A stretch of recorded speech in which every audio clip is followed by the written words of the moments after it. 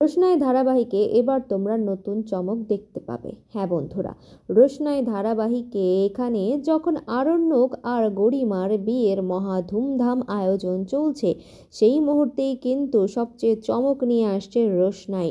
রোশনাই কিন্তু এখানে আরণ্যকের বাচ্চার মা হতে চলেছে। হ্যাঁ বন্ধুরা, রোশনাই কিন্তু এবার প্রেগনেন্ট হয়ে যাবে।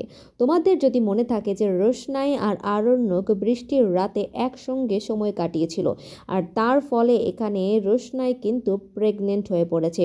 এবার কিন্তু রোশনাই যখন জানতে পারবে যে তার পেটে আরণ্যকের বাচ্চা রয়েছে, রোশনাই কিন্তু সব কিছু ভুলে এবার সকলের সামনে সেই সত্যটা তুলে ধরবে এবং আরণ্যককে তার বাচ্চার বাবার পরিচয় দেওয়ার জন্য অনেকটা প্রেশারাইজ করবে।